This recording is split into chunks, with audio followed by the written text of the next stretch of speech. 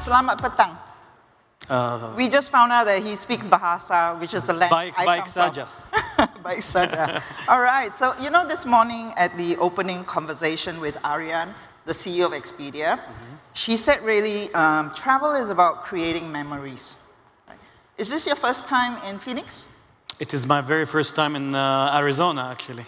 So what memory will you bring home with you? I'm a big fan of relationships. I'll take back a lot of new friendships. Unfortunately, I didn't have a chance to go out and explore the nice canyons and whatnot, but I definitely will go back with a lot of new friendships that I'd like to explore further. Okay, so human stories. You're going to bring home human stories. 100%. So when, you know, this session is called New Age Destination in the Making. So when people go to Saudi Arabia, what memories do you want them to carry home with them? Again, human connection, human relationships. Hopefully people coming back from Saudi Arabia would go back home enlightened, open-minded, challenging paradigms and stereotypes and perceptions that definitely will be corrected. Well, you know, I certainly felt all that when I visited Riyadh and Jeddah in May this year, and certainly my perceptions were challenged. Right? Yeah, I know. But let's get back to numbers, okay? And so what I understand is Saudi now has $800 billion of investments in tourism committed to 2030. In that earlier panel, you heard 70 billion in AI. That's nothing compared with 800 billion in tourism, right? So you really have this golden opportunity to create something from really scratch with a lot of investments. We couldn't even begin to talk about what you're creating, but give us one thing that you've taken as an opportunity to rethink the destination experience. Well, the 800 billion number is the number so far, by the way. We expect it to increase as we move. What's the target? There's no targets announced so far. However, if anything, this number is just a reflection of the very large and serious ambition and commitment that we have as a nation to establish Saudi as the next global destination in travel and tourism. Our ambition is to be amongst the top 5 destinations globally for inbound travel. We aspire to receive 150 million visitors per year by 2030. We are walking the talk. Results are great so far. These investments are going towards infrastructural developments, destination development, launching new airports, airlines, hotels. Is there one project that is dear to your heart that you're really, really excited about in terms of maybe in the Americas and the Europe market, that it will really, you know, draw the attention of those 2 markets? Saudi is a very large country. It's probably the 11th or the 12th largest area globally. We have a very diverse offering, and picking just one destination wouldn't do it justice. However, if I talk on a personal level, I'm a beach boy. I love the beach, so to me it's definitely the Red Sea. Red Sea is ambition to be the top destination for sun and sea travel by 2030. This year we launched 4 resorts that were announced 2-3 years ago. Next year we have 16 more coming on way that will be operational and bookable. And definitely elevating the whole experience for sun and sea, while benefiting from reflecting on the learnings and the successes and the mistakes of other destinations that did run sun and sea not necessarily the most optimal way, especially on the sustainability and environmental friendliness part. Yeah, I was speaking to a resort developer in Thailand, you know, a 3rd-generation hotelier, and he says for him the 3 S's today are spirituality, serenity, and sustainability. So it's no longer about sun, sea, and, you know, so. Yeah. All right, so you joined STA as the Chief Strategy Officer. You were one of the founding members, 3 years there, and then in January 2023, you became the commercial head. And clearly, you're doing very well. For Europe and America. You still have your job. Yes. So I want to talk about what are the elements that make a great destination experience. And I did comprehensive research on this, right? And can I have the slide that talks about the elements that make a great destination experience? So from this slide, Hazim, can we have the slide on the elements? All right, so I know it's difficult, but I want you to pick one that Saudi wants to be really excellent at, of all those, one that you really want to excel at. You always ask me to pick one, and I always answer 2 or 3, so I'm going to do that here again. It's a very long list of important factors. However, I would, if anything, I would pick authenticity and personalization. Okay. Today, world travelers are looking for unique flavors. They're looking for destinations that haven't been explored yet. And in a time and age of hyper-personalization, people are looking to experience things and create stories and memories that haven't been told before. They want to be unique. And I think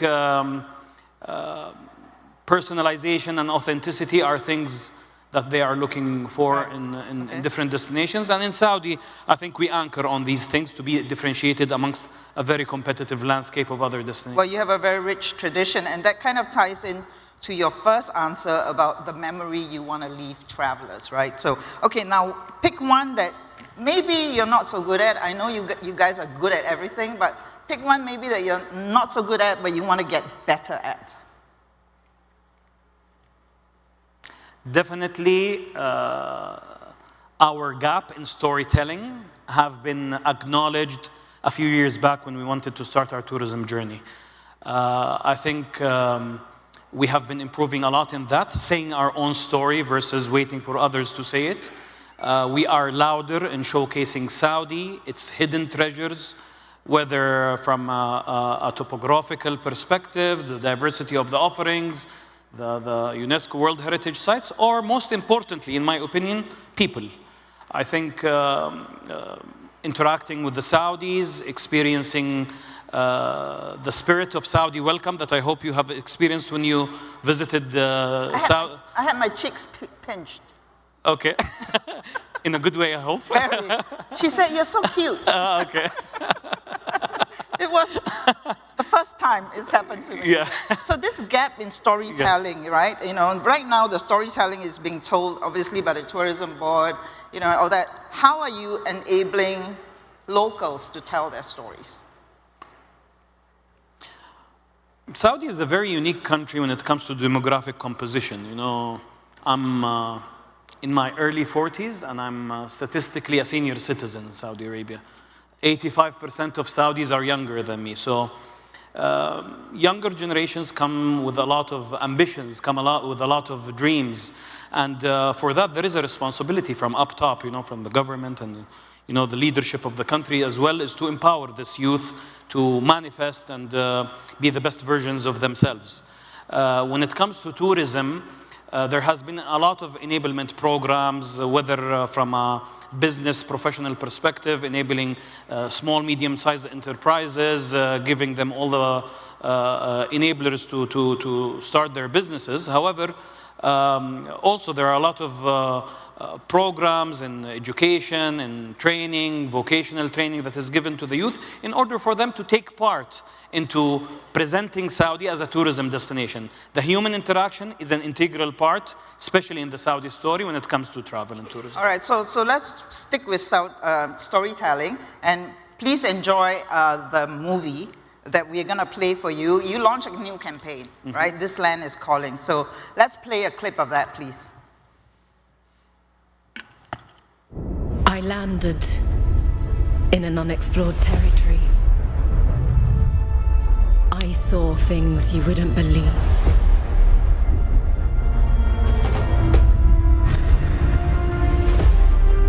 Monuments frozen over epic dunes.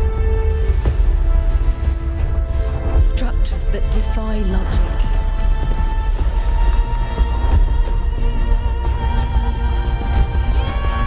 Horizons so vast, they send shivers down your spine.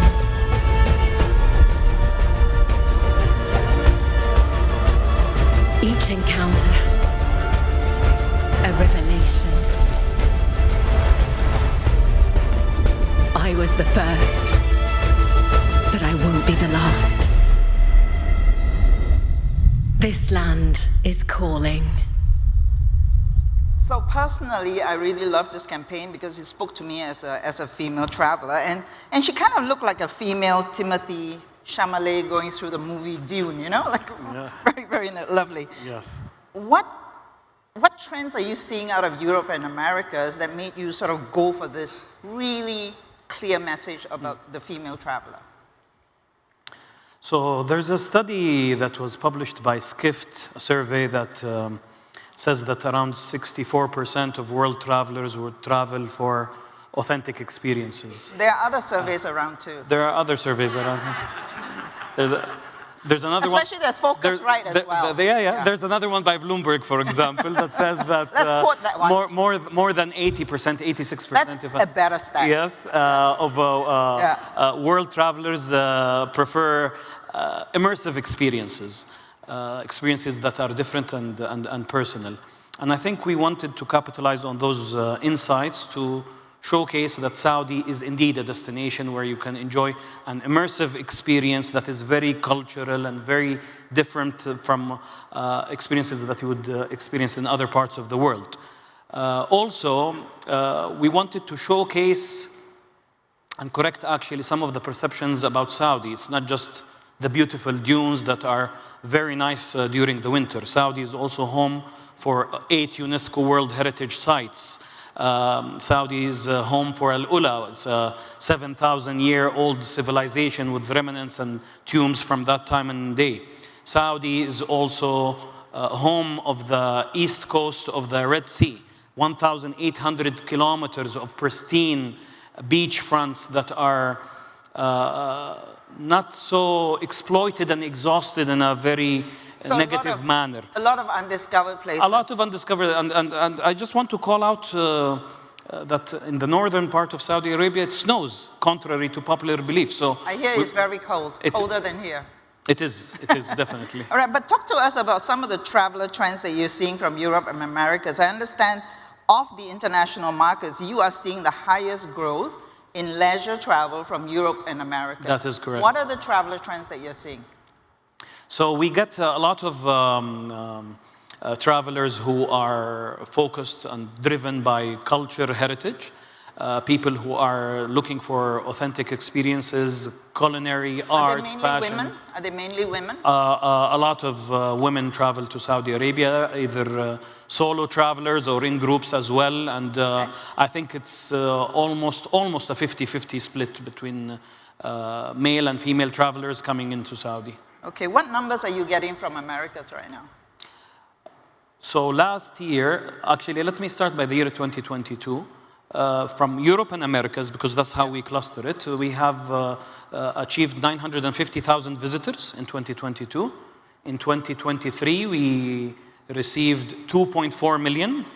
And this year to date, we are growing by around 26% versus same period last year. We're expecting to close north to 3 million by the end of the year.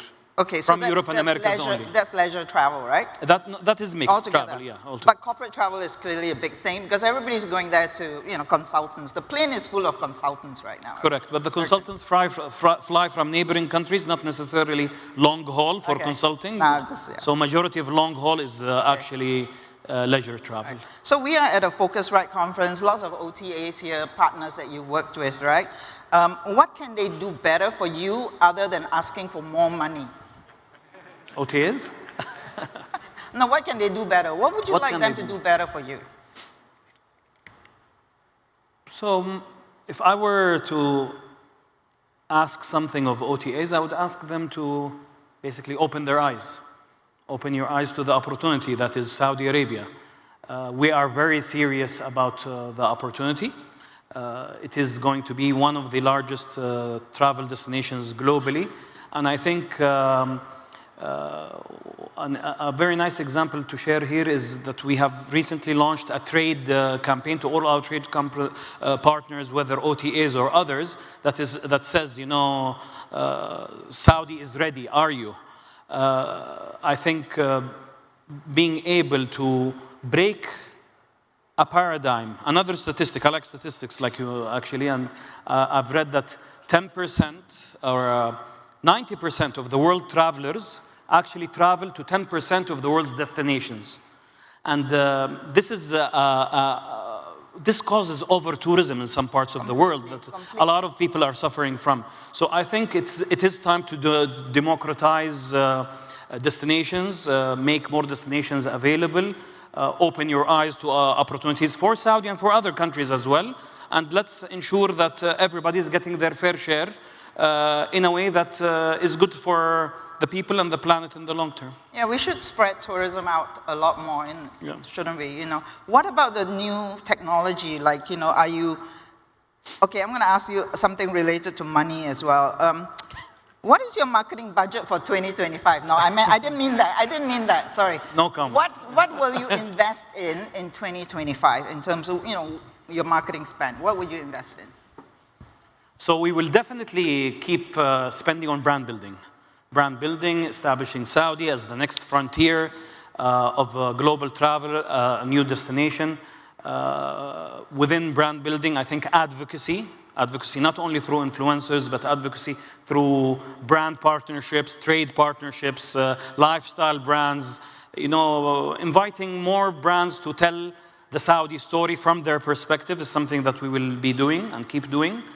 Secondly, we will keep enriching our product and experience portfolio, building on that insight of immersive experiences. We will make available of more accommodation options, more experiences, more events. Saudi is big on events. We want to be on all year round destination, hosting a lot of sporting events, music events, cultural events.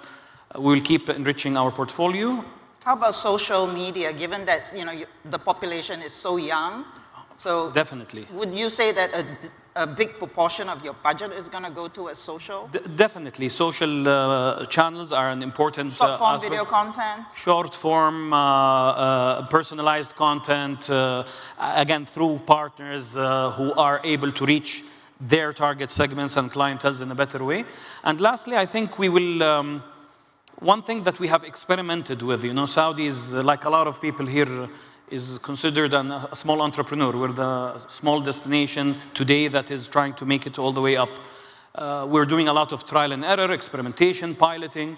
And one of the great initiatives that we have did in a couple of source markets this year is bringing a piece of Saudi to those source markets. So instead of just launching media, inviting people, I'm talking about activations within the source markets to bring our culture, a taste of our food, a taste of our folklore and dances, which gives people a sample of Saudi. It's like sampling cupcakes. Okay. Just give them a piece and tell them, what, come have or camel's milk with their coffee. 100%, yeah. For those who didn't try it. And would you consider the metaverse then? Because that would cut across physical barriers. Is that something... Are you long or short on metaverse?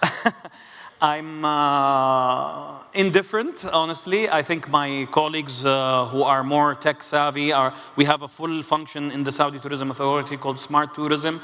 I think they are venturing into the metaverse, and there are many destinations within Saudi that are already present on the metaverse. We are there, and we are anticipating growth there, and when that happens, we are ready. Okay, so I want to bring back the conversation. I don't know how much time we have left, but I want to bring back the conversation to the traveler experience. Just now on the launch stage, there was a startup that basically talked about developing a planet app to manage the NEOM experience, so that a traveler has that app and then it manages everything within the app. I want to quote author Paul Thoreau, who says, "To a large extent, technology has destroyed the travel experience by providing too much information, making it too easy, preventing true discovery and real solitude." How do you feel as a traveler about the use of technology and how you use technology? I honestly believe that technology plays a big role, not only in travel, but in other parts of life. When it comes to travel, technology's role, in my opinion, is about simplifying barriers, making the logistical aspect of travel and the operational aspect easier, So booking, wayfinding, coordination, buying a ticket, you know. So technology plays a role in we should automate the expected and keep humanizing the unexpected. The human interactions, the immersions, the experiential aspect of travel still needs to be humanized, and it shouldn't be touched by technology. Okay, so finally, I know you're from Medina, so that's your hometown. Other than that, what is the one place I must visit in Saudi to truly understand the country, other than Riyadh and Jeddah that I've been to? So other than the big metropolises, I think, I personally, as I said, I love the Red Sea. The Red Sea is a jewel, you know. It's a home of more than 1,300 species of marine life and corals that are still colorful. That's me. However, for a long-haul traveler, especially for those who are in the US, I would also strongly recommend Al-Ula. Al-Ula is the home of a 7,000-year-old civilization. The destination and the offerings there is built in a way that is at a certain standard of service delivery. And the net promoter score that we track for all our destinations is one of the highest in Al-Ula. So I would recommend people to go check out the Nabatean remains. And the women were an incredible force in the Nabatean culture. One day, they were an incredible force. And I think they still are now. They still are. Yeah. They are everywhere. Yeah, yes, 100%. Terima kasih, thank you. Now, how many of you want to go to Saudi Arabia after this? Come on. Thank you. Thank you. Thank you. Terima kasih. Thank you very much. Thank you so much. Thank you. Terima kasih. Thank you.